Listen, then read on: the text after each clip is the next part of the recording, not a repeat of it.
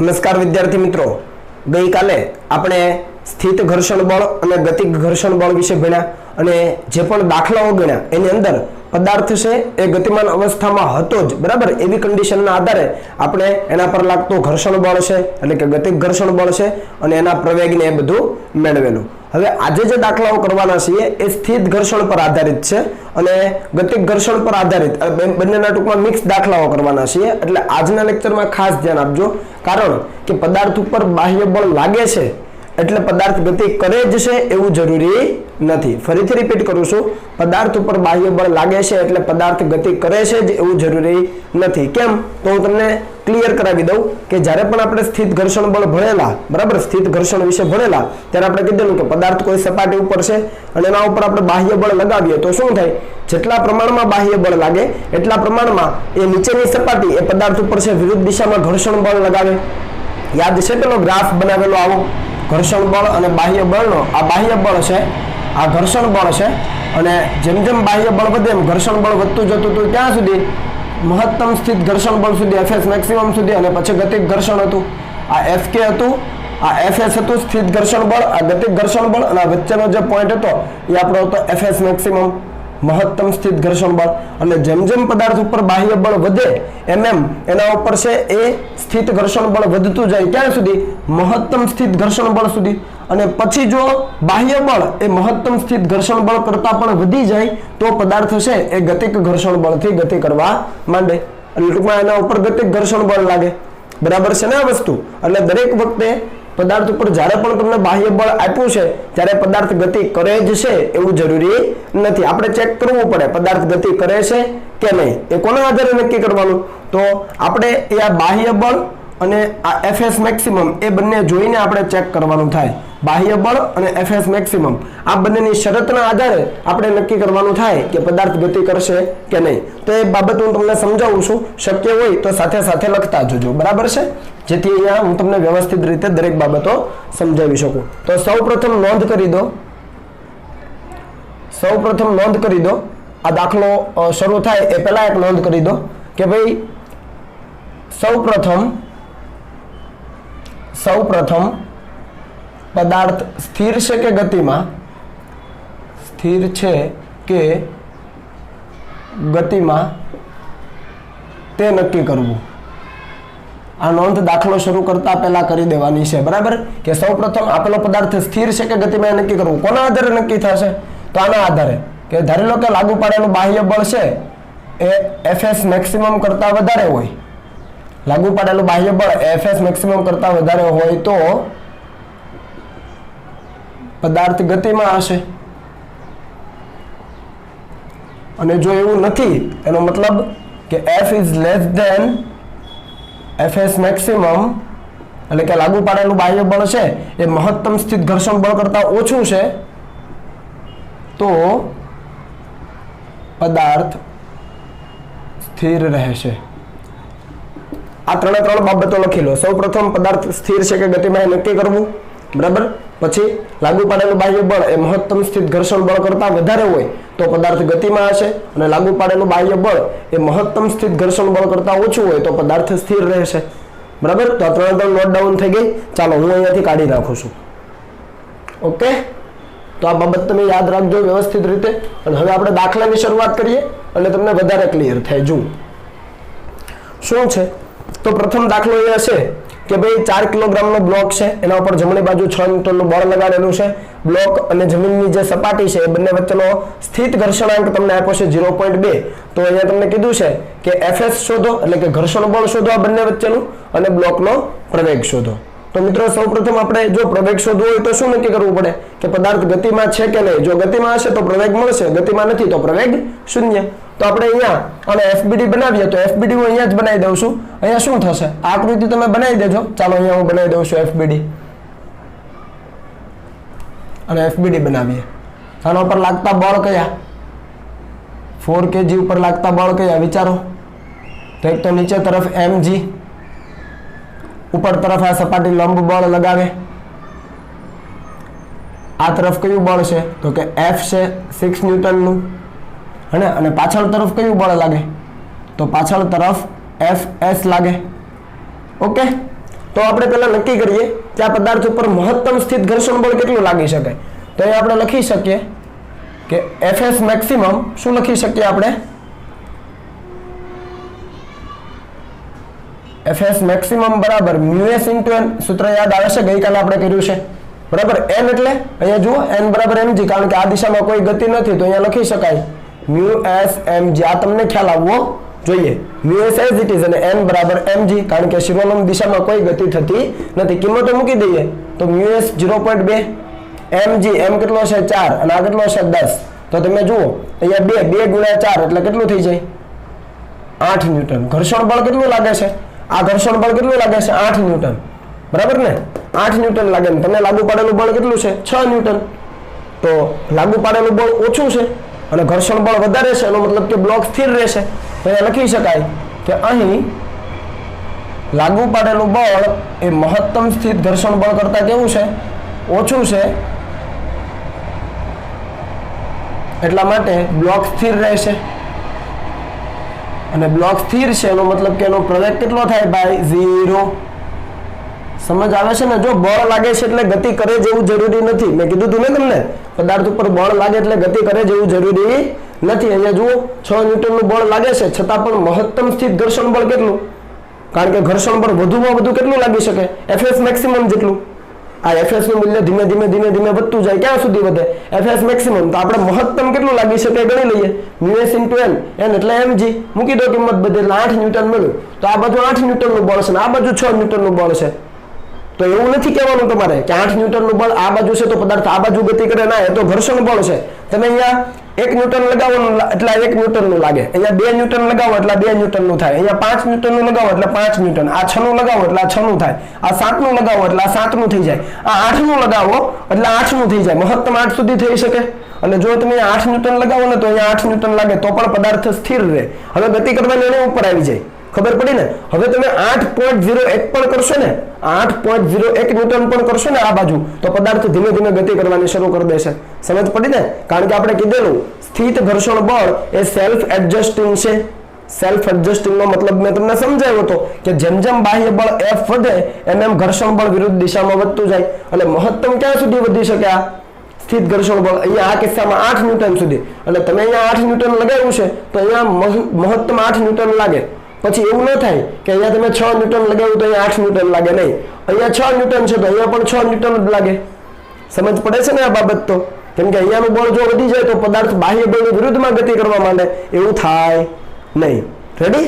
એટલે અહીંયા પદાર્થ સ્થિર છે તો એટલે કે બ્લોક સ્થિર છે એટલે પ્રવેગ શૂન્ય થઈ ગયો. એટલે પહેલું કામ પૂરું થઈ ગયું. હવે બીજું કામ ઘર્ષણ બળ શોધવાનું.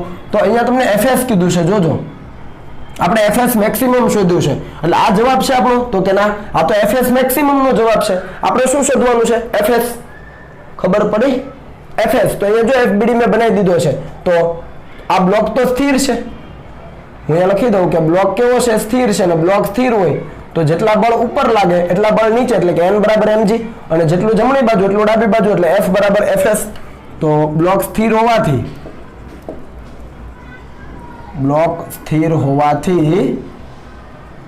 Fs કેટલું હોય? F જેટલું જ હોય. આ પણ ખૂબ અગત્યની નોંધ છે. લખ્યું હોય તો લખી લેજો કે જ્યારે પણ કોઈ પદાર્થ સ્થિર હોય ત્યારે એના ઉપર લાગતું જે ઘર્ષણ બળ છે એ કેટલું હોય? બાહ્ય બળ જેટલું જ હોય. કેમ આવું? કારણ કે સ્થિત ઘર્ષણ બળ છે સેલ્ફ એડજસ્ટિંગ ફોર્સ છે. બરાબર? એટલે એવું નથી લખવાનું કે આ જે ઘર્ષણ બળ છે 8 ન્યૂટન છે. નહીં, અહીંયા કેટલું બાહ્ય બળ છે? 6. તો આ પણ કેટલું થાય? 6. કારણ કે જેટલું આ બળ એટલું આ બળ હોય તો જે બ્લોક સ્થિર રહે. બરાબર છે? એટલે આપણે લખી શકીએ કે Fs બરાબર 6 ન્યૂટન. ધારી લો કે મેં તમને એવું કીધું હોત કે આ બાહ્ય બળ છે 5 ન્યૂટન છે તો બ્લોક ગતિ કરે? તો કે ના, આ 5 ન્યૂટન છે ને પાછળ તરફ 8 ન્યૂટન લાગે, ગતિ કરે નહીં. તો હવે ઘર્ષણ બળ કેટલું હશે? તો આ 5 છે તો આ 5 જ હોય. આ 4 હોય તો આ 4 જ હોય. આ 8 હોય તો 8 જ હોય. સમજ પડી ને? મહત્તમ 8 સુધી જઈ શકે. એટલે જેટલું અહીંયા બળ હશે એટલું અહીંયા જઈ શકશે. પણ અહીંયા લિમિટ કેટલી? મહત્તમ 8 ની. પછી અહીંયા 9 ન્યૂટન લગાવો તો અહીંયા કેટલું લાગે? તો અહીંયા છે એક બળ ઘટી જાય, કારણ કે હવે પદાર્થ ગતિમાં આવી જવાનો. સમજ પડી ને? એટલે આ બાબત ખાસ ધ્યાન રાખજો કે બ્લોક સ્થિર છે તો સ્થિત ઘર્ષણ બળ બાહ્ય બળ જેટલું જોઈએ એટલે આટલું તમને મળે 6 ન્યૂટન. બરાબર. બીજો દાખલો જુઓ એટલે સમજ આવે. જુઓ 4 કિલોગ્રામનો બ્લોક 20 ન્યૂટનનું બળ લગાવ્યું છે. અહીંયા સ્થિત ઘર્ષણાંક આપ્યો 0.6 અને ગતિક ઘર્ષણાંક આપ્યો 0.4. આ કેમ બે આપી દીધા? તો સ્થિર હોય ત્યારે 0.6 લેવાનું છે જ્યારે તમે સ્થિત ઘર્ષણ બળ ગણો ત્યારે, અને જો ગતિક ઘર્ષણ બળ ગણવાનું થાય, બ્લોક ગતિમાં આવે ને ગણવાનું થાય ગતિક ઘર્ષણ, તો ગતિક ઘર્ષણાંક 0.4 લેવાનો છે. આપણને ઘર્ષણ બળ અને બ્લોકનો પ્રવેગ શોધવાનું કીધું છે. ફરીથી અહીંયા શું કરવું પડે? તો સૌથી પહેલા તમારે શું કરવાનું છે સોલ્યુશનમાં? તો સોલ્યુશનમાં તમારે મહત્તમ સ્થિત ઘર્ષણ બળ મેળવી લેવાનું. તો આપણે મેળવી લઈએ. ચાલો Fs મેક્સિમમ મેળવી લઈએ. શું આવે? તો કે μs n આવે, અને કે μs, અને અહીંયા હવે તમને ખ્યાલ આવે FBD અહીંયા બનાવવું હોય તો તમને ખ્યાલ આવે કે mg નીચે લાગે અને લંબ બળ ક્યાં લાગે? ઉપર લાગે. તમારે આકૃતિ અલગ બનાવી દેવાની. તો μs mg થઈ ગયું. ચાલો તો અહીંયા કિંમતો મૂકી દઈએ તો શું થાય? જુઓ μs કેટલો છે? 0.6, ભૂલાઈ ન જાય હો, ગુણ્યા m કેટલો છે? 4, g કેટલો છે? 10. તો આ ટોટલ 6 ગુણ્યા 4 24 ન્યૂટન. જુઓ તો મહત્તમ સ્થિત ઘર્ષણ બળ 24 ન્યૂટન અને બાહ્ય બળ કેટલું છે? માત્ર 20. તો ઘર્ષણ બળ વધારે છે એનો મતલબ કે બ્લોક કેવો છે? સ્થિર છે. તો અહીં આપણે લખી શકીએ કે F લાગુ પાડેલું જે બળ છે F એ મહત્તમ સ્થિત ઘર્ષણ બળ કરતા ઓછું હોવાથી બ્લોકનો પ્રવેગ એ બરાબર 0. મેં હવે ડાયરેક્ટ લખ્યું છે. કેમ? કારણ કે બ્લોક સ્થિર છે. આ બાજુ 20 ન્યૂટન, પણ સામે ઘર્ષણ બળ જુઓ, મહત્તમ સ્થિત ઘર્ષણ બળ કેટલું લાગી શકે? 24. તો આ કિસ્સામાં બ્લોકનો પ્રવેગ કેવો થાય? 0 થાય. અને બીજું કીધું છે ઘર્ષણ બળ શોધો. પદાર્થ ગતિમાં છે ભાઈ? તો કે પદાર્થ ગતિમાં નથી. તો એના ઉપર ઘર્ષણ બળ કયું લાગે? તો Fs જ લાગવાનું. તો આનો FBD બનાવો એટલે ખબર પડે કે આ દિશામાં એના ઉપર કયું બળ લાગે? Fs લાગે. તો આ તો સ્થિર છે એટલે જેટલું આ બળ હશે એટલું જ ઘર્ષણ બળ હશે, કેમ કે ઘર્ષણ બળ સેલ્ફ એડજસ્ટિંગ છે. 24 ન્યૂટનનો એની પાસે કોટા પડ્યો છે, પણ એ અહીંયા 20 ન્યૂટનની સામે વાપરશે કેટલું? 20 ન્યૂટન જ. સમજ પડી ને? 24 ન્યૂટન જવાબ આપણો નથી. આપણે તો મહત્તમ સ્થિત ઘર્ષણ બળ શોધ્યું. આપણને Fs શોધવાનું કીધું છે કે જ્યારે 20 ન્યૂટનનું બળ લાગતું હોય ત્યારે કેટલું ઘર્ષણ લાગે. અહીંયા પણ જ્યારે પદાર્થ ઉપર 6 ન્યૂટનનું બળ લાગતું હોય ત્યારે કેટલું ઘર્ષણ એ જોવાનું. તો અહીંયા આપણે લખી શકીએ કે FBD પરથી Fs બરાબર F. મેં તમને કીધું બ્લોક જ્યારે સ્થિર હોય ત્યારે ઘર્ષણ બળ છે બાહ્ય બળ જેટલું હોય, તો અહીંયા લખી શકાય 20 ન્યૂટન. તો આ આપણો જવાબ. 24 ન્યૂટન ભૂલથી નહીં લખતા નહીં. તમને મહત્તમ સ્થિત ઘર્ષણ બળ પૂછવું હોય તો 24, પણ તમને ખાલી ઘર્ષણ બળ પૂછવું છે તો એ સમયે જેટલું બાહ્ય બળ એટલું ઘર્ષણ બળ, સ્થિત ઘર્ષણ બળ, બરાબર, તો 20 ન્યૂટન મળી જાય. સમજ આવે છે? બરાબર. તો અહીંયા તમને એમ થાય કે મૂકેનો કઈ ઉપયોગ તો ન આવ્યો, તો ભલે ન આવ્યો, એ તો કન્ફ્યુઝ કરવા આપેલું છે. રેડી? ધ્યાન આપવાનું. જો હવે આ દાખલામાં તમને ક્લિયર થશે બધી જ વસ્તુ. ફરીથી 2 કિલોગ્રામનો બ્લોક 20 ન્યૂટનનું બળ, μs આપ્યો, μk આપ્યો, ઘર્ષણ બળ અને પ્રવેગ મેળવવાનું કીધું છે. તો સૌથી પહેલા શું મેળવવાનું? મહત્તમ સ્થિત ઘર્ષણ બળ, કે પદાર્થ ગતિ કરે છે કે નહીં એ ચેક કરી લઈએ. જુઓ તો આપણે Fs મેક્સિમમ મેળવીએ. ચાલો Fs મેક્સિમમ શું આવશે? તો μs * n આવે, એટલે કે μs અને n બરાબર mg. અહીંયા નીચે શું આવે? mg, અને ઉપર શું આવે? n આવે. તો n બરાબર mg, તો આ mg. તો અહીંયા μs ની કિંમત 0.6, m કેટલો? 2, g કેટલો? 10. તો આ 6 ગુણ્યા 2 એટલે 12 ન્યૂટન. જોજો ભાઈ, હવે મહત્તમ સ્થિત ઘર્ષણ બળ કેટલું લાગ્યું? 0.6, m એટલે 2 અને g એટલે 10. તો 6 ગુણ્યા 12 ન્યૂટન લાગ્યું. તો અહીંયા 20 ન્યૂટન, આ બાજુ 12 ન્યૂટન. તો હવે પદાર્થ ગતિ કરવા માંડ્યો એટલે આપણે લખી શકીએ કે બાહ્ય બળ છે Fs મેક્સિમમ કરતા વધી ગયું. જુઓ હવે બાહ્ય બળ 20 ન્યૂટન છે અને Fs મેક્સિમમ ખાલી 12 ન્યૂટન છે. તો હવે બાહ્ય બળ વધી ગયું ને, હોવાથી પદાર્થ ગતિ કરશે. અને ગતિ કરે તો એના ઉપર કયું હવે બળ લાગે? તો હવે સ્થિત ઘર્ષણ બળ ન લાગે, કારણ કે હવે પદાર્થ ગતિમાં છે. ગતિમાં હોય ત્યારે ગતિક ઘર્ષણ બળ લાગે. હાલો, ખ્યાલ આવે છે? જ્યારે પદાર્થ હવે ગતિમાં આવી ગયો છે, પદાર્થ ગતિ કરે છે, પરિણામે એના ઉપર 8 ન્યૂટન લાગ્યું, તો હવે એના ઉપર ગતિક ઘર્ષણ બળ લાગે. એટલે આપણે લખી શકીએ કે આથી તેના પર ગતિક ઘર્ષણ બળ લાગશે. ગતિક ઘર્ષણ બળ લાગશે. તો આપણે ગતિક ઘર્ષણ બળ ગણી લઈએ તો કેટલું થાય? Fk બરાબર μk * n. તો μk, n એટલે mg, તો ગણી લઈએ મ્યુ કે કેટલું આપ્યું છે હવે જુઓ 0.4 સમજ પડી ને કેમ અહીંયા આવ્યું કારણ કે ગતિ કરવા માંડ્યો તો હવે F k બરાબર મ્યુ કે * n લખવું પડે તો મ્યુ કે મૂકી દીધો m કેટલો તો m છે 2 અને g કેટલો તો કે 10 તો અહીંયા 4 એટલે 4 દુ 8 ન્યૂટન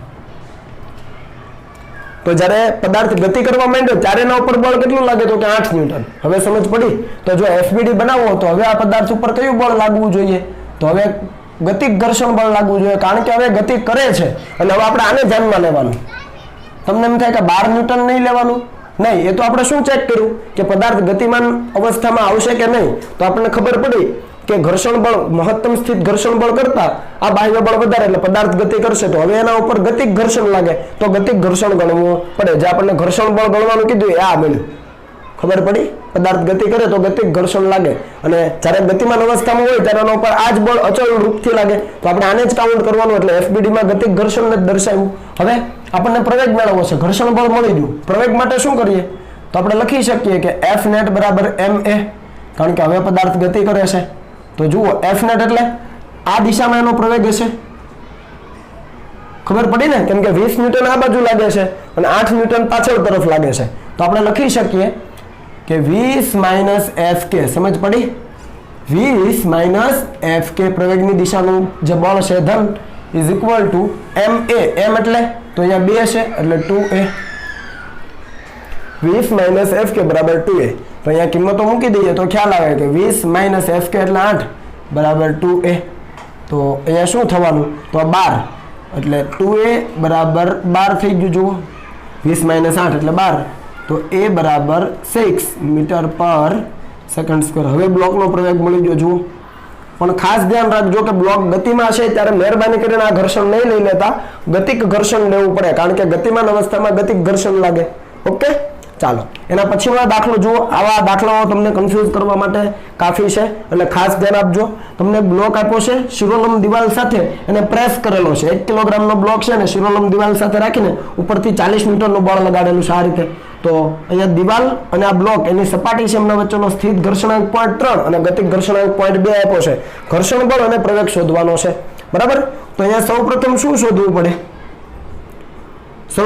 શોધવું પડે વિચારો તો અહીંયા પણ બ્લોક ગતિ કરશે કે નહીં પણ અહીંયા બ્લોક ઉપર લાગતું બાહ્ય બળ કેટલું અહીંયા તો જો 6 ન્યૂટન હતું અહીંયા 20 ન્યૂટન હતું અહીંયા 20 ન્યૂટન હતું પણ આ કિસ્સામાં બાહ્ય બળ કેટલું આ તો કે નહીં બાહ્ય બળ કયું આવશે તો કે આ દિશાનું કારણ કે હવે બ્લોક ગતિ ક્યાં કરવાનો શિરોલંબ દિશામાં અહીંયા જો ગતિ સમક્ષિતિજ દિશામાં છે બધી જગ્યાએ જો થતી હોય તો સમક્ષિતિજ દિશામાં છે આ બંને કિસ્સામાં તો થતી નહોતી પણ અહીંયા થાય છે તો સમક્ષિતિજ દિશામાં પણ અહીંયા શિરોલંબ દિશામાં તો આ દિશામાં બળ ગણવું પડે અને આ દિશામાં આના ઉપર બળ કેટલું લાગે તો નીચે તરફ mg લાગે એટલે m એટલે 1 અને g એટલે 10 તો અહીંયા 10 ન્યૂટનનું બળ લાગે નીચે તરફ સમજ પડી ને એટલે આના ઉપર લાગતું બળ છે 10 ન્યૂટન છે ભૂલાઈ ન જાય ખ્યાલ આવ્યો કે ન આવ્યો તો સૌથી પહેલા આપણે fs મેક્સિમમ ગણીએ શું ગણીએ fs મેક્સિમમ ચાલો fs મેક્સિમમ એટલે μs * n તો અહીંયા μs અને n એટલે તો અહીંયા n બરાબર mg નથી મૂકવાનું જોજો અહીંયા n બરાબર mg નથી મૂકવાનું એ તો અહીંયા મૂક્યું જો અહીંયા n બરાબર mg અહીંયા n બરાબર mg અહીંયા n બરાબર mg મૂક્યું પણ અહીંયા બ્લોક આ રીતે છે અને દિવાલ સાથે આ રીતે બ્લોક મૂકેલો છે તો n કયું તો કે સંપર્ક સપાટીને લંબ હોય અને અહીંયા આના ઉપર છે આ બ્લોક ઉપર છે આમ બળ લગાવીએ તો આ દિવાલ આ બ્લોક ઉપર આ બાજુ બળ લગાવે હું FBD અલગથી બનાવી દઉં જુઓ કારણ કે આ પ્રમાણેની પરિસ્થિતિ હોય ભૂલી ન જતા હો ભાઈ 1 kg અહીંયા નીચે તરફ 10 ન્યૂટન હોય આ તરફ શું હોય તો આ તરફ છે ઘર્ષણ બળ હોય કારણ કે ગતિ આમ કરવાનો અડોઅડ એટલે ઘર્ષણ બળ ઉપર હશે સમજ આવે ને પદાર્થની ગતિ આ બાજુ થવા જાય તો ઘર્ષણ બળ ઉપર લાગે અને આ બાજુ એના ઉપર કેટલું બળ લાગે છે 40 ન્યૂટનનું તો લંબ બળ કેટલું હશે દિવાલ દ્વારા ડાબી બાજુ n જેટલું હવે સમજ પડી 40 ન્યૂટનનું બળ જમણી બાજુ દિવાલ છે આના ઉપર લંબ બળ આ બાજુ લગાવે આપણે બ્લોકનો FBD બનાવ્યો દિવાલ આના ઉપર લગાવે એટલે n નીચે તરફ 10 ન્યૂટન અને ઉપર તરફ આ દિવાલ છે આના ઉપર ઘર્ષણ લગાવે કારણ કે સાપેક્ષ ગતિ નીચે થાય તો દિવાલ છે એના ઉપર તરફ ઘર્ષણ બળ લગાવે સમજ પડી એટલે અહીંયા n બરાબર 40 છે mg નથી એટલે દર વખતે mg લઈને ચાલવા નહીં માંડવાનું બરાબર ખાસ જોવાનું તો અહીંયા ms * 40 સમજ પડી તો fs મેક્સિમમ બરાબર ms * n મ્યુએસ એટલે એઝ ઇટ ઇઝ મૂકો ને n ની કિંમત 40 આની અંદર કિંમતો મૂકી દઈએ મ્યુએસ કેટલો આપ્યો છે તો કે 0.3 ગુણ્યા 40 તો આ કેટલું થઈ ગયું જુઓ તો 12 ન્યૂટન સમજ પડી ને મ્યુએસ ની કિંમત 0.3 છે અને n ની કિંમત 40 છે તો ગુણાકાર કેટલો થઈ ગયો 4 તરીને 12 ન્યૂટન તો નીચેનું બળ 10 અને ઉપરનું મહત્તમ કેટલું લાગી શકે 12 તો આ ગતિ કરશે તો કે નહીં કરે તો અહીં આપણે લખી શકીએ અને તમારે જો f કેવું હોય તો તમે કહી શકો બરાબર છે અને તમારે f કેવું હોય તો કહી શકો તો અહીંયા f is less than fs maximum પરિસ્થિતિ આવી જ છે જુઓ નીચેનું બળ 10 ન્યૂટન છે અને મહત્તમ સ્થિત ઘર્ષણ બળ ઉપર કેટલું લાગી શકે મહત્તમમાં મહત્તમ 12 ન્યૂટન ક્યારે જ્યારે 40 ન્યૂટનનું બળ લગાવ્યું એવા સંજોગોમાં બરાબર કારણ કે અહીંયા n ની કિંમત બદલાશે n ની કિંમત અહીંયા આપણને 40 મળે કદાચ એ બદલાય તો આ મહત્તમ સ્થિત ઘર્ષણ બળ પણ બદલાય એટલે આપણે કયા સંજોગોમાં વિચારીએ છીએ જ્યારે બ્લોક ઉપર 40 ન્યૂટનનું આ લંબ બળ લગાવવામાં આવ્યું છે 40 ન્યૂટનનું ત્યારે મહત્તમ સ્થિત ઘર્ષણ બળ 12 ન્યૂટન છે અને નીચે 10 પણ ઉપર મહત્તમ 12 લાગી શકે તો આ પદાર્થ કેવો રહે તો કે હોવાથી બ્લોક સ્થિર રહે અને બ્લોક સ્થિર છે એનો મતલબ કે એનો પ્રવેગ કેવો છે ભાઈ 0 છે સમજ પડી ને રેડી કારણ કે 10 નીચે અને મહત્તમ ઉપર 12 લાગી શકે તો તમને આ પ્રવેગ અહીંયા મળી ગયો કે શૂન્ય છે હવે તમને કીધું ઘર્ષણ બળ તો ઘર્ષણ બળનો આપણો આ જવાબ છે તો કે નહીં કારણ કે ઘર્ષણ બળ કેવું છે સેલ્ફ એડજસ્ટિંગ છે બ્લોક તો સ્થિર છે તો બ્લોક સ્થિર છે એનો મતલબ આ એફએસ કેટલું હશે આના જેટલું ઉપર એટલું નીચે હોય તો જ સ્થિર હોય ને અહીંયા દિવાલ પાસે સ્થિર ક્યારે હશે જેટલું આમ બળ એટલું આમ બળે તો કીધું n બરાબર 40 પણ જેટલું ઉપર એટલું નીચે હોવું જોઈએ ને તો નીચે કેટલું છે 10 તો ઉપર કેટલું હોય 10 તમને એમ થાય 12 છે ને પણ એ તો મહત્તમ છે કદાચ હજુ નીચે 12 ન્યૂટનનું બળ લાગતો તો પણ એ સ્થિર જ હોત ધારો લો કે આ 1.2 kgનું હોત તો 1.2 kgનું હોત તો નીચે વજન બળ કેટલું હોત mg ગુણ્યા અને mg એટલે 1.2 ગુણ્યા 10 તો 12 હોત તો પણ એ બ્લોક કેવો હોત સ્થિર હોત એટલે આ તો મહત્તમ કોટા છે સ્થિત ઘર્ષણ બળનો અહીંયા સ્થિર રહેવા માટે જેટલું નીચે બળ એટલું ઉપર બળ હોવું જોઈએ તો આપણે લખી શકીએ કે fs બરાબર f અને fs બરાબર f એટલે 10 ન્યૂટન સમજ પડી ને તો ઘર્ષણ બળ આટલું હશે આપણે તો મહત્તમ ઘર્ષણ બળ શોધ્યું છે આ આપણો જવાબ નથી આ તો શેના માટે આપણે શોધ્યું કે પદાર્થ ગતિમાન હશે કે નહીં તો અહીંયા આપણને ખબર પડી કે નીચેનું બળ ઓછું છે ઘર્ષણ બળ વધારે છે બરાબર તો પદાર્થ છે સ્થિર છે એ આપણને ખબર પડે એટલે તમારે આ જ્યારે ગણો છો ત્યારે મેં કીધું એમ કે બ્લોક સ્થિર છે એટલે તમારું જે ઘર્ષણ બળ છે એ બાહ્ય બળ જેટલું લેવાનું તો અહીંયા બાહ્ય બળ તરીકે આ બળ થાય બરાબર છે જે દિશામાં એની ગતિ થવાની છે એ દિશામાં બાહ્ય બળ ગણાય આ તો લંબ બળ છે રેડી તો આ દાખલો આ પ્રકારનો છે ભૂલાઈ ન જાય મેથડ શું કહેવા માંગે છે વ્યવસ્થિત સમજો અને શીટની અંદર આ પ્રકારના ઘણા બધા દાખલાઓ છે સોલ્વ કરવા પ્રયત્ન કરજો ઓકે ચાલો હવે કોપી કરી લો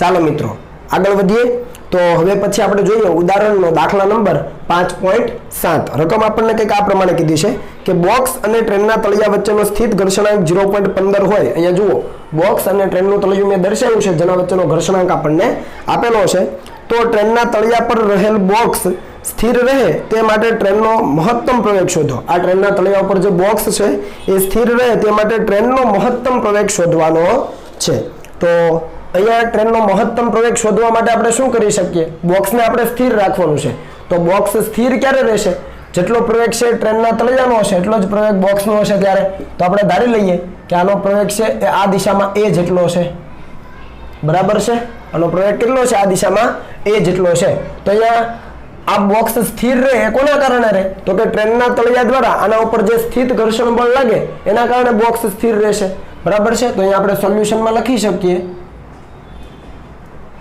કે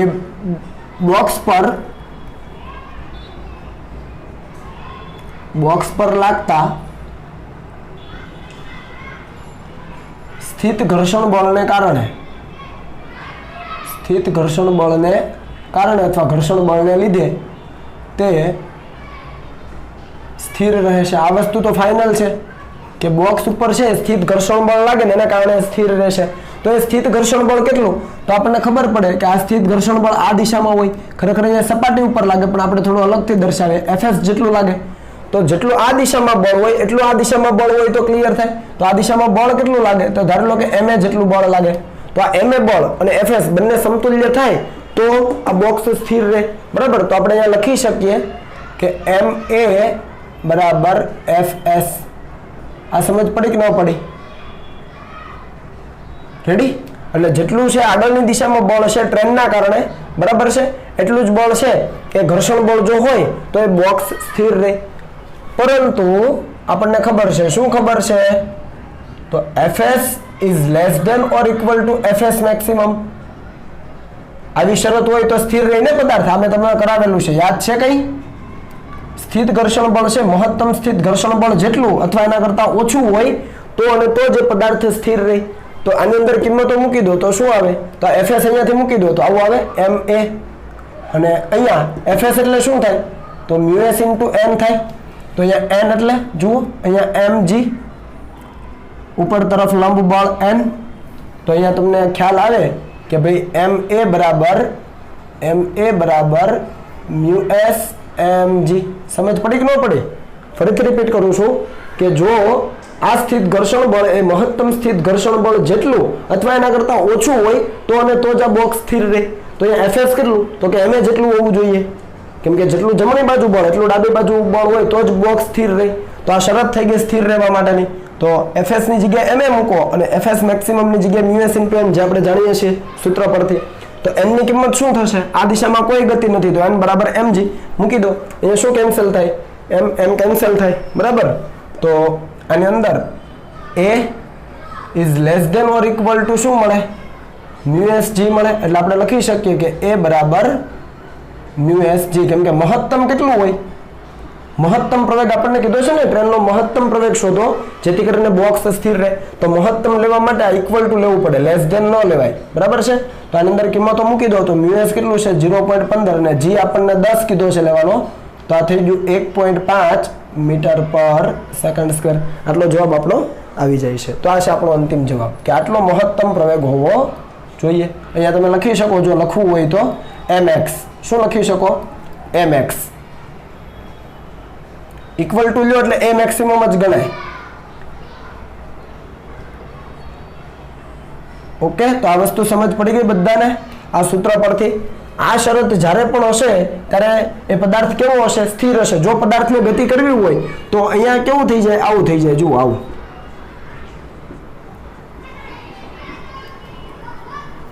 ખબર પડી? એટલે તમારે શરત ખાસ જોવાની છે.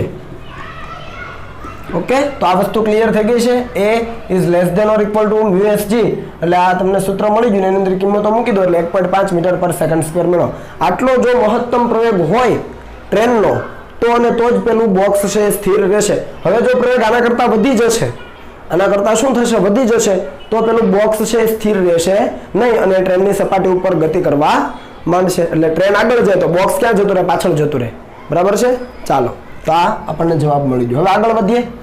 એંગલ ઓફ ફ્રિક્શન એટલે આમ ગુજરાતીમાં કહેવા જઈએ તો ઘર્ષણ બળ, ઘર્ષણ કોણ પણ કહેવાય. શું કહેવાય?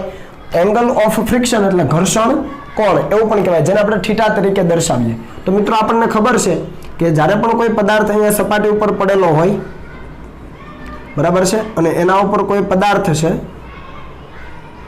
આ સપાટી ઉપર જ્યારે ટૂંકમાં કોઈ પદાર્થ પડેલો હોય અને એના ઉપર ધારી લો કે આપણે બાહ્ય બળ લગાવીએ છીએ F. ક્યાં સુધી? ત્યાં સુધી કે જેથી કરીને પદાર્થ ગતિ કરવાની એની ઉપર હોય, બરાબર. તો આ બાહ્ય બળ છે. આ બાહ્ય બળ એટલું લગાવીએ કે જેથી કરીને આ પદાર્થ ગતિ કરવાની એની ઉપર હોય. તો એના ઉપર કયું બળ લાગે? તો આપણને ખ્યાલ છે કે એના ઉપર છે એક બળ લાગે મહત્તમ સ્થિત ઘર્ષણ બળ, અને બીજું તો એના ઉપર બીજું છે લંબ બળ લાગે સપાટી દ્વારા. આપણા બધા બળ એના કેન્દ્ર ઉપર લાગે છે એવું વિચારી લઈએ તો એક લંબ બળ લાગે, બરાબર. એક fs મેક્સિમમ મહત્તમ સ્થિત ઘર્ષણ બળ લાગે અને બીજું એના ઉપર લંબ બળ લાગે. અહીંયા ગુજરાતીમાં લખી દઉં લંબ બળ. અને આ બંને બળોનું પરિણામી બળ એટલે તો કે સબાચો પૂરો કરો. તો બંનેનું પરિણામી બળ જેને આપણે શું કીધેલું યાદ કરો તો સંપર્ક બળ કીધેલું R. યાદ આવે છે કે નથી આવતું? બરાબર. તો આ પરિસ્થિતિ તમને ખ્યાલ છે કે ધારેલો કે પદાર્થ ઉપર છે F જેટલું બાહ્ય બળ લગાવવામાં આવે જેથી કરીને પદાર્થ ગતિ નથી કરતો પણ ગતિ કરવાની અણી ઉપર છે, ગતિ નથી કરતો પણ ગતિ કરવાની અણી ઉપર છે, ત્યારે એના ઉપર લાગતું ઘર્ષણ બળ કેટલું? તો કે મહત્તમ સ્થિત ઘર્ષણ બળ આ બાજુ લાગે બાહ્ય બળની વિરુદ્ધમાં, એ સમયે એના ઉપર એક લંબ બળ પણ લાગે. તો આ બંને સંપર્ક બળના પ્રકારો છે, બરાબર. તો આ બંનેનું પરિણામ એટલે આ થાય જેને આપણે સંપર્ક બળ કહીએ છીએ. તો આપણે અહીંયા લખીએ કે જ્યારે પદાર્થ પર લાગતા બાહ્ય બળની અસર હેઠળ, જ્યારે પદાર્થ પર લાગતા બાહ્ય બળની અસર હેઠળ પદાર્થ ગતિ શરૂ કરવાની અણી પર હોય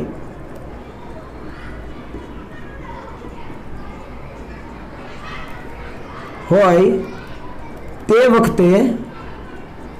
વખતે આ જે લંબ બળ અને સંપર્ક બળ વચ્ચેનો જે ખૂણો છે, લંબ બળ અને સંપર્ક બળ વચ્ચેનો આ જે ખૂણો બને છે એને કહેવામાં આવે છે એંગલ ઓફ ફ્રિક્શન. તે વખતે લંબ બળ N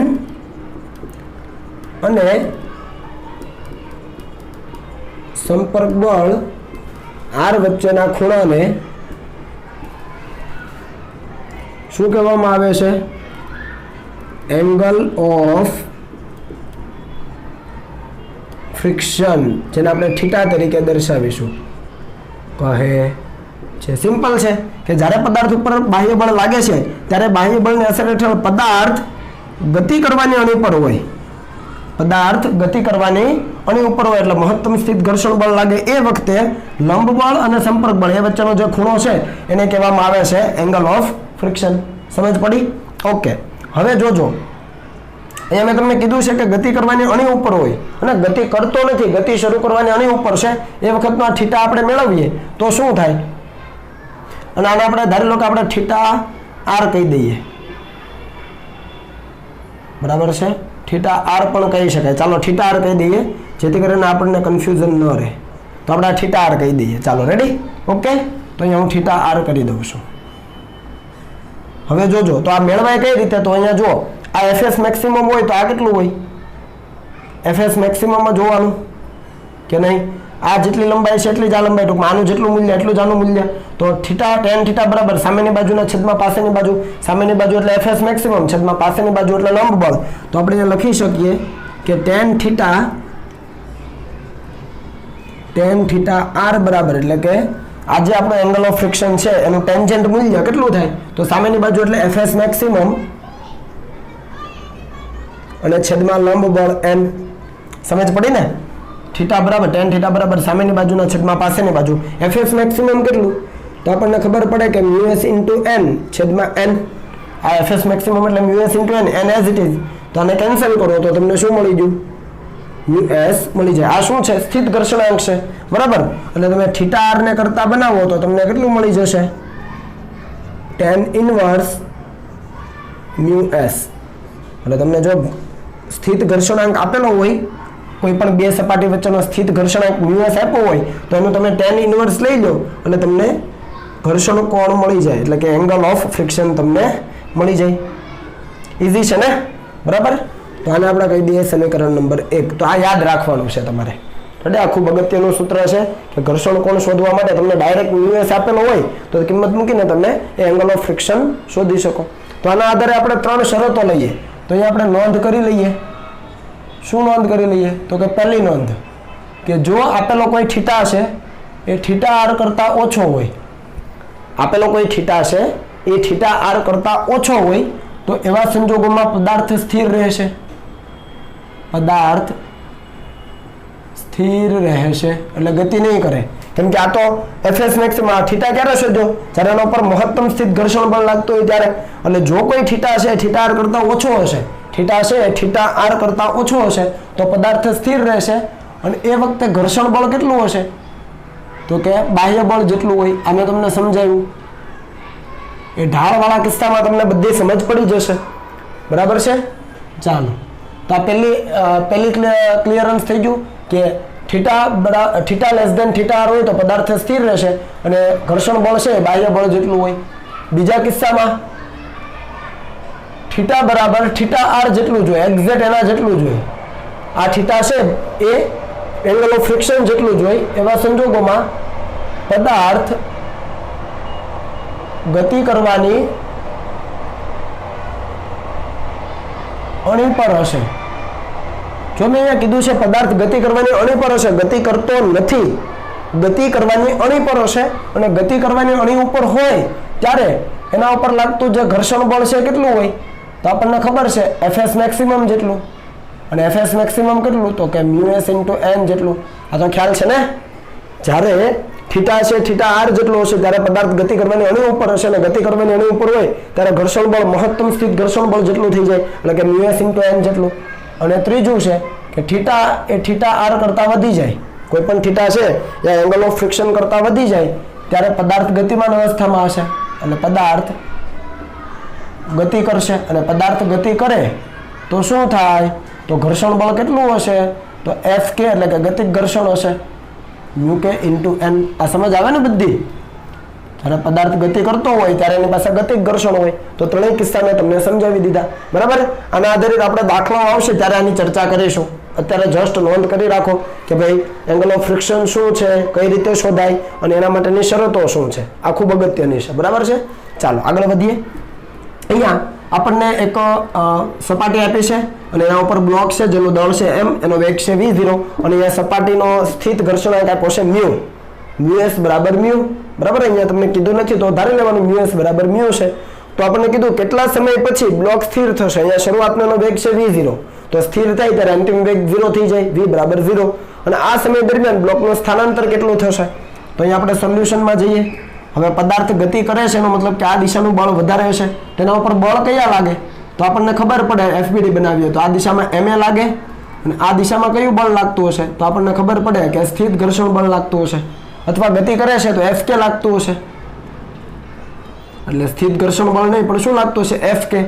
નીચે તરફ શું લાગતું હશે, વજન બળ. અને ઉપર તરફ શું લાગતું હશે, લંબ બળ. બરાબર છે. ચાલો તો અહીંયા બ્લોક ગતિ કરે છે એનો મતલબ કે બ્લોક ગતિ કરે છે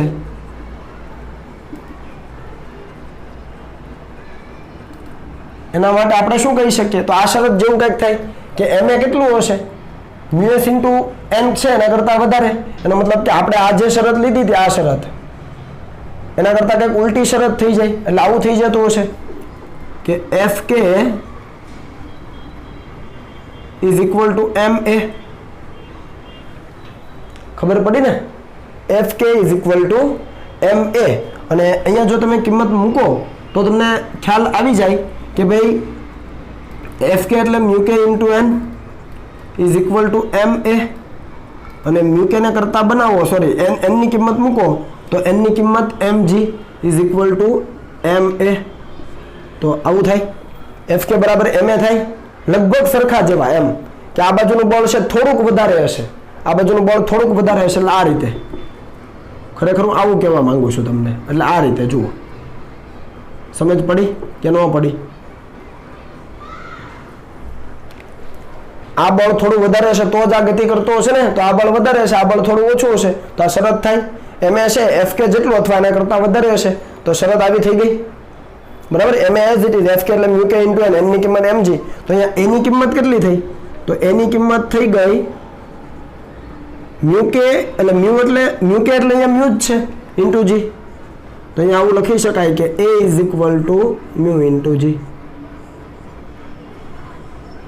ચાલો સમજ પડી આમાં? ફરીથી બ્લોક ગતિ કરે છે એનો મતલબ કે આ દિશાનું બળ વધારે છે, આ દિશાનું બળ થોડુંક ઓછું હશે, તો શરત આવી થાય ma થોડું વધારે છે, Fk ઓછું છે. હવે Fk એટલે μk × n, n ની જગ્યાએ mg, mm કેન્સલ. તો આ a છે વધારે છે કોના કરતા, μk × g કરતા. એ વધારે છે તો એ વધારે જ છે ને, μ × g કરતા એ વધારે. શરત આમ હતી એને મેં આ બાજુ લીધો તો શરત ઉલટાઈ જાય ને. રેડી? તો એ વધારે જ છે, જુઓ એ તરફ જ ત્યાં ખૂણો છે, ઓલા સોરી μ × g તરફ જ આ ખૂણો નીકળે છે, તો μ × g તરફ જ ખૂણો. શરત તમને સમજાઈ ગઈ ને, બરાબર. તો અહીંયા μk ની કિંમત μ મૂકીએ તો a બરાબર μg, બરાબર. તો આટલા પ્રવેગથી છે આ ગતિ કરે છે. હવે આપણી પાસે પ્રવેગ આવી ગયો, આપણે શું શોધવું છે, કેટલા સમય પછી સ્થિર થશે. જુઓ તો તમારી પાસે બ્લોકનો પ્રવેગ છે, પ્રારંભિક વેગ છે, તો આપણે લખીએ કે હવે v0 = પ્રારંભિક વેગ તો v0 જ છે, કેટલા સમય પછી સ્થિર થશે, તો અંતિમ વેગ 0. પ્રવેગ આપણને આપેલો છે μg, μ × g, અને ટી આપણે શોધવો છે. તો આ પ્રવેગી ગતિ કહેવાય આની. હવે પ્રવેગ છે, વેગ છે, સમય છે, તો શું લખી શકો? v is equal to v0 plus at. સમજ પડી ને? એની અંદર આ 0, v0 એટલે v0, a એટલે મ્યુ g, અને આ થઈ ગયું, સોરી, મ્યુ g એટલે મ્યુ ઇન્ટુ g હો, અને આ t થઈ ગયું ને. v બરાબર 0, v0 બરાબર v0, એની જગ્યાએ મ્યુ g અને t એઝ ઇટ ઇઝ. આના ઉપરથી t ને કરતા બનાવો તો તમને શું મળે? જુઓ, માઇનસ v0 છેદમાં માઇનસ v0 અને છેદમાં તમને મળશે મ્યુ g.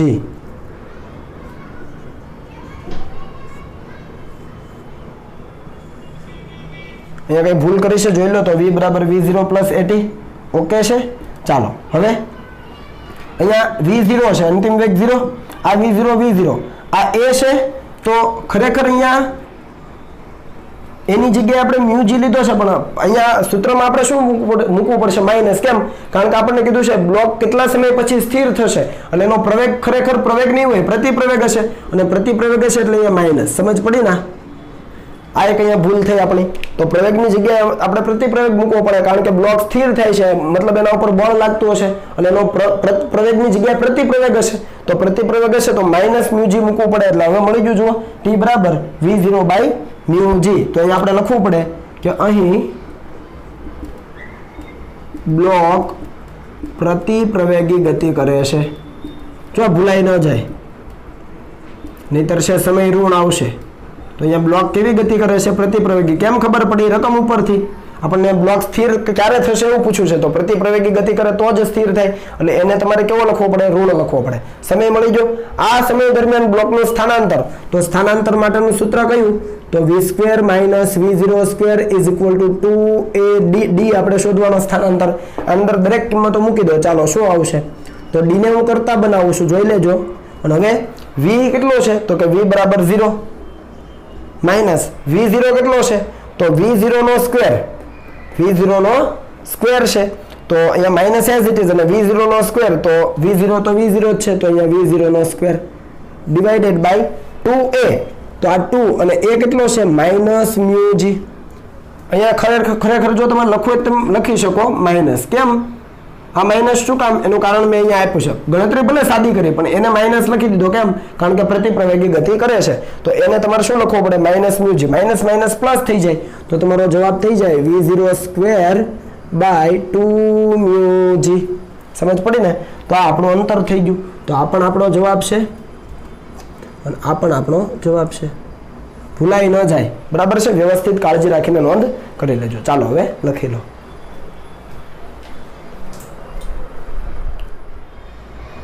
ચાલો મિત્રો આગળ વધીએ.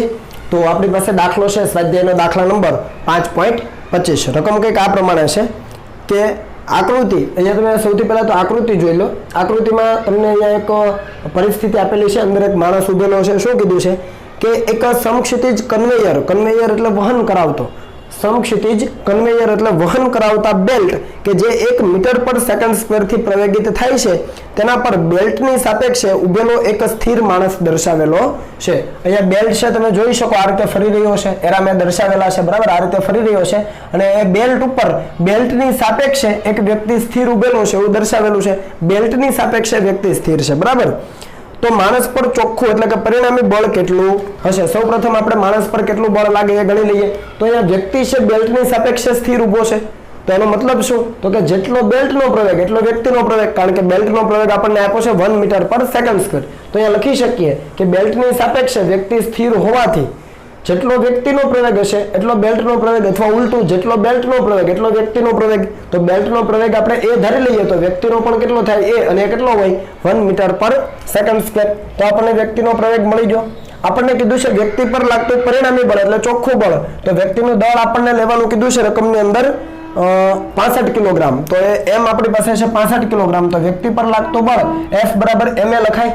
m એટલે 65 અને a એટલે જેટલો બેલ્ટનો પ્રવેગ એટલો વ્યક્તિનો. તો મૂકી દો તો 65 ન્યૂટનનું બળ લાગે. પણ કઈ દિશામાં? આ વસ્તુ સમજજો. તો કે બેલ્ટની ગતિની વિરુદ્ધ દિશામાં. કેમ આવું? તો અહીંયા FBD જોઈ લો કે વ્યક્તિ અહીંયા આ બેલ્ટ છે, નીચે છે. હવે બેલ્ટ ઉપર વ્યક્તિ સ્થિર ઊભો છે. હા, સ્થિર ઊભો છે એનો મતલબ શું? તો વ્યક્તિને કોણ લઈ જાય છે? બેલ્ટની સાથે લઈ કોણ જાય છે? તો કે બેલ્ટ સાથેનું એ વ્યક્તિનું જે ઘર્ષણ બળ છે ને એ લઈ જાય છે. અહીંયા વ્યક્તિ સ્થિર ઊભો છે બેલ્ટની સાપેક્ષે, વ્યક્તિ ખરેખર ગતિ કરતો જ હશે બેલ્ટ ઉપર, પણ બેલ્ટની સાપેક્ષે કેવો છે? સ્થિર છે. આપણે બહારથી અવલોકન કરીએ જમીન ઉપરથી તો વ્યક્તિ ગતિમાં દેખાય, પણ બેલ્ટની સાપેક્ષે વ્યક્તિ સ્થિર છે. એટલે વ્યક્તિને લઈ કોણ જાય છે સાથે? તો કે ઘર્ષણ બળ. બેલ્ટની ગતિની દિશા આ બાજુ છે તો એના ઉપર ઘર્ષણ બળ લાગે, તો ઘર્ષણ બળની વિરુદ્ધમાં બાહ્ય બળ લાગતું હોય તો વ્યક્તિ ઉપર લાગતું બળ ખરેખર કઈ દિશામાં હશે? બેલ્ટની ગતિની વિરુદ્ધમાં. જુઓ મેં અહીંયા દર્શાવ્યું છે કે ઘર્ષણ બળના કારણે વ્યક્તિ આગળ જાય, તો ઘર્ષણ બળ જે દિશામાં હોય એનાથી બાહ્ય બળ વિરુદ્ધમાં હોય, તો બાહ્ય બળ આ થઈ ગયું વ્યક્તિ ઉપર લાગતું બાહ્ય બળ. તો કેટલું છે? 65 ન્યૂટન બેલ્ટની ગતિની વિરુદ્ધ દિશામાં. ક્લિયર છે આ વસ્તુ? ઓકે. બીજું આપણને કીધું છે કે જો માણસના બૂટ અને બેલ્ટ વચ્ચેનો સ્થિત ઘર્ષણાંક 0.2 હોય, એટલે આ તમને આપી દીધો છે અહીંયા મ્યુ બરાબર કેટલો છે? સ્થિત ઘર્ષણાંક કીધો એટલે મ્યુ એસ બરાબર કેટલો છે? 0.2. બરાબર. આ તમને મ્યુ એસ કેટલો આપી દીધો છે? 0.2. તો બેલ્ટના કેટલા પ્રવેગ સુધી માણસ એ બેલ્ટની સાપેક્ષે સ્થિર ઊભો રહી શકે? બેલ્ટનો મહત્તમ પ્રવેગ કેટલો હોય જેથી કરીને માણસ છે બેલ્ટની સાપેક્ષે એ બેલ્ટ ઉપર સ્થિર ઊભો રહી શકે? તો ફરીથી સ્થિર રહેવું હોય તો જેટલું આ બળ છે F એટલું Fs હોવું જોઈએ. સ્થિર રહેવા માટે આ બંને બળ સમાન મૂલ્યના પરસ્પર વિરુદ્ધ દિશામાં ન થવા જોઈએ, તો Fs બરાબર ma થવું જોઈએ. હવે આપણને ખબર છે Fs કેટલું હોય? તો એ મહત્તમ સ્થિત ઘર્ષણ બળ જેટલું અથવા એના કરતાં ઓછું હોય, તો અહીંયા Fs ની કિંમત મૂકી દો એટલે ma થાય. અને less than or equal to Fs maximum એટલે μs * n. n ની કિંમત શું થાય? તો અહીંયા n છે ઉપર તરફ લાગે વ્યક્તિ ઉપર લંબ બળ પટ્ટાને કારણે, અને એનું વજન બળ ક્યાં લાગે? નીચે તરફ. સમજ પડે ને? તો n બરાબર mg, કેમ કે ઉપરની આ શિરોલંબ દિશામાં કોઈ ગતિ નથી તો n બરાબર mg મૂકી દો કિંમત. તો અહીંયાથી m કેન્સલ. બરાબર. m cancel. તો શું બચ્યું? a is less than or equal to μs into g. પણ આપણને કીધું છે મહત્તમ કેટલા પ્રવેગ સુધી, તો આપણે ઇક્વલ ટુ ની નિશાની લઈએ તો a મેક્સિમમ બરાબર μs into g. μs કેટલો આપ્યો છે? 0.2 અને g એટલે 9.8 અહીંયા લઈએ તો તમને મળે 1.96 મીટર પર સેકન્ડ સ્ક્વેર. તો આટલા મહત્તમ પ્રવેગ સુધી એ વ્યક્તિ એ બેલ્ટ ઉપર સ્થિર ઊભો રહી શકશે. સિમ્પલ. આ સૂત્ર હવે તમને યાદ રહી જવું જોઈએ. પ્રવેગ માટેનું આ સૂત્ર હવે તમારે યાદ રાખી જ લેવાનું. આ ત્રીજી વખત આવ્યું આ સૂત્ર. આગળ બે દાખલામાં કરી લીધું. સમજ પડી ગઈ ને? વ્યવસ્થિત ક્લિયર છે આ બધી વસ્તુ? ઓકે. તો આ બાબત જરા ધ્યાનમાં રાખજો. આ દાખલો અગત્યનો છે. રેડી? ચાલો આગળ વધીએ. આપણને દાખલો અહીંયા આકૃતિમાં અહીંયા એક સપાટી ઉપર m દળનો બ્લોક આપેલો છે, ઘર્ષણાંક આપ્યો છે અને બળ છે એ 60 ડિગ્રીના ખૂણે લાગે છે એવું આપેલું છે. કીધું છે કે જો આ m એટલે કે દળ √3 kg હોય તો આ જે બાહ્ય બળ F લાગે છે એનું મહત્તમ મૂલ્ય શોધો જેથી બ્લોક ગતિ ન કરે. બ્લોક ગતિ ન કરે એનો મતલબ શિરોલંબ દિશામાં બળનું સંતુલન, સમક્ષિતિજ દિશામાં બળનું સંતુલન. તો આનો FBD બનાવીએ તો આનો FBD કઈ રીતે બનશે? તો અહીંયા FBD બનાવી દઉં છું. જુઓ અલગથી. આ m દળનો બ્લોક છે. આ બળને આપણે આગળ લંબાવીએ તો અહીંયા કંઈક આવે. ખ્યાલ આવે છે ને? તો આ રીતે આ બળ આપણે શોધવાનું છે અને એ સમક્ષિતિજ સાથે કેટલો ખૂણો બનાવે? 60 ડિગ્રી. કઈ રીતે? સમજ આવે ને? અહીંયા તમે આ બળને આગળ લંબાવો તો આ 60 ડિગ્રી હોય તો આ પણ 60 ડિગ્રી જ થાય. અહીંયા બળને આમ આગળ લંબાવો તો આ ખૂણો કેટલો થાય? 60. આ 60 હોય તો આ 60 જ થાય ને? આવી રીતે થયું ને? આ જેટલો ખૂણો હોય એટલે આ ખૂણો હોય. જુઓ આ 60 તો આ 60, આ 60 તો આ સમક્ષિતિજ અને આ દિશા, તો આ સમક્ષિતિજ અને આ દિશા 60 જ થવાનું. ભૂમિતિ તમને ખ્યાલ આવવી જોઈએ. તો આ ઘટક કેટલો થવાનો? આ ઘટક બળનો તો આ થાય F cos 60.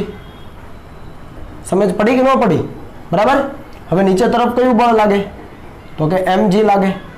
આનો હજુ એક ઘટક નીચે આવશે. કયો આવશે ભાઈ? F sin 60. રેડી? ઉપર તરફ કયું બળ આવે? વ્યવસ્થિત દર્શાવો. ઉપર તરફ લંબ બળ આવે n કે ન આવે? આવે. અને આ તરફ કયું બળ આવે? કેમ કે આ દિશામાં તો કોઈ ગતિ નહીં થાય, અહીંયા સપાટી છે એટલે શિરોલંબ દિશામાં કોઈ ગતિ થાય નહીં, પણ આ દિશામાં ગતિ થાય F cos 60 ના કારણે. પણ આપણને કીધું બ્લોક ગતિ ન કરવો જોઈએ. બ્લોક ગતિ ન કરે એના માટે અહીંયા આ બાજુ ઘર્ષણ બળ લાગવું જોઈએ. ખબર પડી કે ન પડી? તો આ બધા બળ આવી ગયા. બ્લોક ઉપર છે એ લંબ બળ લાગે ઉપર તરફ, નીચે તરફ વજન બળ લાગે. બરાબર છે. બીજું તો કે આ બળ 60 ડિગ્રીના ખૂણે લાગે તો આગળ લંબાવો તો સમક્ષિતિજ સાથે 60 નો ખૂણો થયો તો આ થાય f cos 60, આ f sin 60, નીચે બે બળ ઉપર એક બળ, તો આ દિશામાં તો સંતુલન જ છે, એ દિશામાં ગતિ નથી. હવે ગતિ થાય આ દિશામાં f cos 60 ના કારણે, પણ બ્લોક ગતિ ન કરે એટલા માટે આ જેટલું બળ છે એટલું આ બળ વિરુદ્ધ દિશામાં ઘર્ષણ બળ હોવું જોઈએ. તો અહીંયા આપણે લખીએ કે અહીં બ્લોક સંતુલનમાં હોવાથી, રકમમાં જ કીધું છે ગતિ ન કરવો જોઈએ, તો શું થાય, n બરાબર ઉપર જેટલું બળ છે એટલું નીચે બળ, તો નીચે બે બળ છે mg વત્તા f sin 60. સમજ પડી ને, mg વત્તા f sin 60. તો આની અંદર કિંમતો મૂકી દો. m કેટલો છે તો √3 અને g ને આપણે 10 લઈ લઈએ, તો આ એક થઈ ગયું. m એટલે √3 રકમમાં આપ્યું, g 10 વત્તા f આપણે શોધવાનું છે, અને sin 60 એટલે √3/2. તો આ તમને લંબ બળ મળી ગયું, આનો ઉપયોગ આપણે કરીશું. બરાબર. તથા બીજું શું હોવું જોઈએ, તો સમક્ષિતિજ દિશામાં fs બરાબર f cos 60 હોવું જોઈએ. fs બરાબર f cos 60. તો આ આપણને સૂત્ર ખબર છે, આનું સૂત્ર કયું છે, us into n. ખરેખર આપણે fs મેક્સિમમ માટે આ વાપરતા હોઈએ છીએ, પણ તમે સ્થિત ઘર્ષણ માટે પણ આ સૂત્ર વાપરી શકો, કઈ ઇશ્યુ નથી. બરાબર છે. આપણે એવું ગણી લઈએ કે આ મહત્તમ સ્થિત ઘર્ષણ બળ છે, તો us into n લખી શકાય, is equal to f cos 60. અહીંયા n ની કિંમત અને μs ની કિંમત મૂકી શકાય. જો μs ની કિંમત તમને આપી છે, ચાલો અહીંયા μ છે તો μs, અને μ પણ લઈ શકાય. હો, ઘણી વખત તમને μs ની જગ્યાએ μ આપ્યો હોય તો ચિંતા નહીં કરવાની, μs લઈ લેવાનું. ચાલો, તો μs ની કિંમત કેટલી છે, તો 1/2 √3. n ની કિંમત અહીંયાથી ઉઠાવો તો √3 into 10 પ્લસ અહીંયા f √3/2. અહીંયા કાઉન્સ કરવો હોય તો કરી શકાય, નાનો એવો. હવે બરાબર છે, μs ની કિંમત મૂકી દીધી છે, n ની કિંમત અહીંયાથી લઈ લો, √3 into 10 plus f √3/2 is equal to f આપણે શોધવાનું, અને cos 60 કેટલું થાય, તો cos 60 તમને ખ્યાલ આવે કે એ થાય 1/2. બરાબર. હવે આની અંદર આ 1/2 √3 ને અંદર આપો તો શું થાય, જોઈ લેજો. √3 ઉડી જાય એટલે 10/2. બરાબર. √3 જાય અંદર જાય તો 10/2 વત્તા આ અંદર જાય તો √3 ઉડે એટલે અહીંયા વધે f/4. f છે /2, હજુ એક /2 એટલે f/4 is equal to f/2. આ બધામાંથી બે ઉડી જાય તો શું વધે જુઓ, તો અહીંયા છે એ 10 વધે, અહીંયા શું વધે f/2, અને અહીંયા શું વધે f. બે વડે ગુણી દો, ટૂંકમાં બધાને બે વડે ગુણી દો તો બે કેન્સલ, અહીંયા બે વડે ગુણો તો 2 × 2 = 4, અને અહીંયા બે વડે ગુણો તો 2 કેન્સલ. તો f/2 પહેલી તરફ જાય તો શું થાય, તો તમને ખ્યાલ આવે કે 10 બરાબર f/2 બચે. f માંથી f/2 કાઢો, આખામાંથી અડધું જાય તો અડધું બચે ને, f માંથી f/2 જાય તો f/2 બચે. આના ઉપરથી તમને f મળી ગયું કેટલું, 10 × 20 ન્યૂટન. તો આ થઈ ગયો આપણો જવાબ. સિમ્પલ છે, માત્ર FBD બનાવવાનો છે, બળોનું સંતુલન લેવાનું છે, અને તમને તમારો જવાબ મળી જાય. આપણને કીધું બ્લોક ગતિ ન કરે એ માટે શિરોલંબ દિશામાં બળનું સંતુલન, સમક્ષિતિજ દિશામાં બળનું સંતુલન લઈ લો એટલે તમને બળ મળી જાય 20 ન્યૂટન. બરાબર છે. તો આજે જે પણ કંઈ દાખલાઓ કર્યા છે વ્યવસ્થિત રીતે એકવાર લખી લેજો, તૈયાર કરી લેજો, અને સાથે સાથે આપણે જે મટીરિયલ આપેલું છે, શીટ છે, બરાબર, એની અંદર જે પણ આ પ્રકારના દાખલાઓ છે એને સોલ્વ કરવા પ્રયત્ન કરજો. ન સમજ પડે તો મને પૂછી લેજો. ઓકે, ચાલો હવે કોપી કરી લો.